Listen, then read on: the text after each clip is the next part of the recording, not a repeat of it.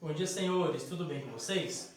Vamos então dar prosseguimento hoje com o nosso conteúdo de filosofia, tá bom? Lembrando que nós estamos estudando ética nesse semestre. E hoje nós vamos ver sobre... O que é ética, aliás, vamos lembrar?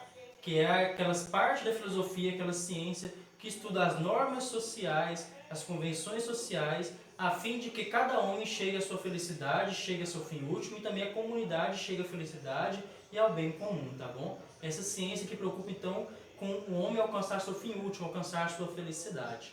Hoje nós vamos ver o pensamento de Hannah Arendt. Acho que é esse, assim mesmo pronuncia o nome dela. Eu sempre tenho dificuldade, que ela é judia, Arendt. Em hebraico é mais um Haret. Só que trazendo para o português, acho que é Arendt, tá bom? Hannah Arendt. Ela é uma filósofa judia que pegou aquele período de guerra e pós-guerra, pós-segunda guerra mundial. Então ela vai desenvolver uma filosofia, um modo ético muito próximo do nosso contexto social e atual da história. E uma coisa que marca muito a filosofia do século XX é o pessimismo, esse pensamento triste diante do homem. Porque no século XX o homem fez grandes atrocidades, tamanhas maldades, que os filósofos foram pensar sobre o homem, ficavam tristes, ficavam... a palavra que se usa na filosofia é exatamente o pessimismo do século XX, o pessimismo em relação ao homem, que matou gratuitamente. E hoje a gente vai falar sobre isso, a morte dos judeus. Por quê? Só para matar judeus. Não tinha um sentido profundo na morte dos judeus. A gente pode encontrar alguns, né, que Hitler está procurando alguém para jogar a culpa, né, da situação econômica da Alemanha e assim por diante. Mas o homem capaz de matar o homem de forma tão gratuita assim, e fazer o mal, desenvolver a ciência para o mal, é algo que marca muito a filosofia do século XX. Então, ela vai desenvolver o conceito da banalidade do mal. O mal se torna tão comum, que as pessoas começam a praticar o mal de forma tranquila. Vamos ver sobre isso. Ela vai, como falei, ela vai desenvolver isso baseado na Segunda Guerra Mundial, no genocídio da Segunda Guerra Mundial praticado pelos nazistas, tá bom? E principalmente acompanhando o testemunho de um cara que era chefe de um departamento lá do nazismo, que era responsável por matar os judeus, tá bom? Não tem o nome dele aqui no texto, não vou encontrar agora o nome dele, mas está aqui, Adolf Ottor, está aqui no segundo parágrafo. Então, vamos ler comigo um trecho do segundo parágrafo, a partir aí da 1, 2, 3, 4, 5, 6, da sexta linha. Entretanto, durante todo o seu julgamento, esse cara, né, mostrou-se um homem comum, que prezava, aqui já é o julgamento dele depois da guerra, tá bom? Que eles perderam e está sendo julgado. Entretanto, durante todo o seu julgamento, mostrou-se um homem comum, que prezava o cumprimento dos seus deveres como funcionário e não nutria um ódio pessoal contra os judeus.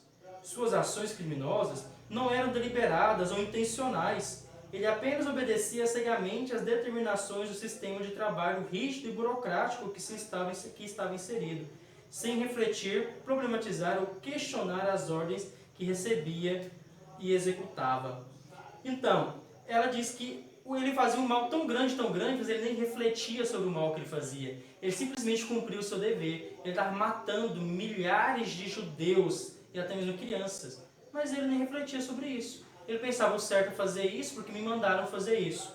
E para ela, a banalidade do mal, esse fazer o mal como uma coisa comum do dia a dia, nasce de obedecer cegamente. Quando obedeço cegamente algo, uma ordem, uma doutrina política, ou até mesmo uma doutrina religiosa, não reflito sobre isso, eu posso cometer o mal de forma banal e nem perceber que estou fazendo mal. Por quê? Eu não penso nas consequências das minhas ações.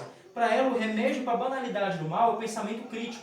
Quando eu reflito sobre o que eu estou fazendo, sobre quais são as consequências desse ato, e vejo, como a filosofia prega, vejo as consequências desse ato, as aplicações dele na realidade, então eu consigo ver que isso é mal, que isso é errado, e posso então evitar. Mas quando a pessoa não faz isso, ela é cega, ela não pensa, ela não tem um pensamento crítico, ela não usa a cabeça que Deus deu ela para pensar, ela só obedece, então ela consegue fazer o mal como se fosse uma coisa normal, uma coisa comum, uma coisa qualquer, igual esse homem fazia. Vamos prosseguir. Com base nessas análises, Hannah Arendt ressaltou que em seus depoimentos, esse cara, Ekman, acho que é assim que pronuncia, no meu alemão é muito ruim, gente, perdão, não se revelou um monstro, apesar dos crimes serem monstruosos e ele ser responsável por inúmeras mortes. Segundo ela, seu exemplo servia para demonstrar que ações cruéis e violentas podem ser cometidas por homens comuns. Um homem comum pode fazer pode fazer maus enormes porque não pensa. Pode fazer males enormes porque não pensa. Ah, achei o plural de mal. Então, exemplo servia para demonstrar. Quando eles deixam de exercer a capacidade de pensar, ignorando as consequências e as implicações éticas de seus atos. Agir assim, abrindo mão do pensamento, é banalizar o mal, apesar de seus graves efeitos sobre a pessoa. Banalização do mal nasce da falta de reflexão, de confiar cegamente em algo e fazer tudo o que esse algo manda. Portanto, com base nesse cara aqui, que eu não vou pronunciar o nome dele de novo, que está travando minha língua, para quem a ação correta era a obediência incondicional às ordens dos seus superiores, Hannah Arendt nos leva a refletir sobre o fato de que não podemos, em nenhuma hipótese, abdicar de nossa capacidade de pensar, de analisar e refletir sobre as implicações éticas das nossas ações, mesmo as mais simples do nosso cotidiano. Por uma coisa simples que eu faço no automático, eu já estou tão acostumado a fazer aquilo que eu posso fazer um mal enorme, mas eu continuo fazendo. Quando não há pensamento crítico, reflexão ou mesmo curiosidade de conhecer outros pontos de vista, interpretações, olha só, do mundo, a interpretação de um grupo se impõe em nome de respectivos interesses, mesmo que resulte em práticas antiéticas.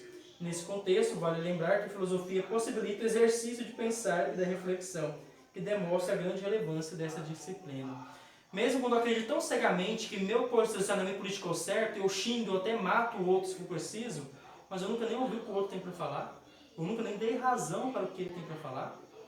E aqui eu lembro um pouco das palavras, de uma citação do Evangelho, né? A nossa lei julga antes de conhecer. Eu acho que no julgamento de Jesus, acho que foi Nicodemos que falou isso, né?